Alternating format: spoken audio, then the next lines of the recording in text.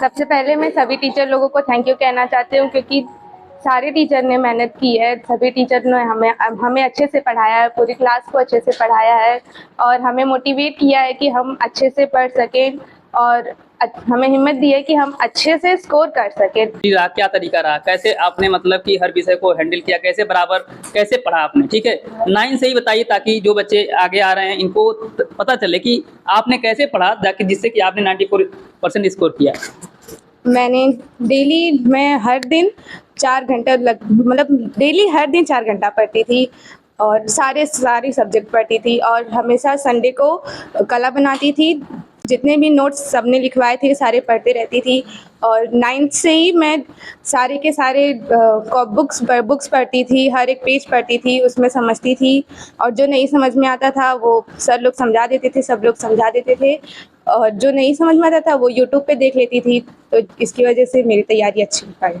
Math में लगभग 97 है, मैथ में, साइंस में, इंग्लिश में। ठीक है, तो मैथ में काफ़ी बच्चों को डर लगता है, तो मैथ में क्या तरीका रहा पढ़ने का, कैसे किस किताब से पढ़ा, कैसे पढ़ा मैथ के लिए, थोड़ा बच्चों को कुछ आइडिया। मैथ के लिए बेसिक है एनसीईआरटी पूरी लगानी चाहिए कम से कम 2 बार। उसके बाद फिर कोई भी एक साइड बुक जैसे अरिहंत या फिर आर.एस. अग्रवाल, उसके बाद अनसॉल्व पेपर और क्वेश्चन बैंक। हाँ, बहुत अच्छा। एनसीईआरटी को मूल रखो, ठीक है। अगर आप एनसीईआरटी को लगाते हो तो उस सब्जेक्ट का जड़ पकड़ते हो। अब उसके बाद अधिक प्रश्न के अभ्यास करने के लिए आप कोई साइड बुक लगा सकते हो, जैसे अरिहंत हो गया, आर.एस. अग्रवाल हो गया। और उसके बाद अब अपने आप को परखने के लिए कि हमारी तैयारी कहाँ तक पहुंची है, तो आप लोग बोर्ड के पिछले 10 साल के पेपर लगा सकते हो, जो कि अनसॉल्व में दिया रहता है। ठीक, बहुत अच्छे। और साइंस में क्या तरीका रहा पढ़ने का? सर साइंस में भी सेम ही था। अरिहंत की बुक से पढ़ी हूँ, तीनों पार्ट्स को अच्छे से पढ़ी हूँ और उसमें भी अनसॉल्व पेपर लेकर और क्वेश्चन बैंक से पढ़ा। ठीक है।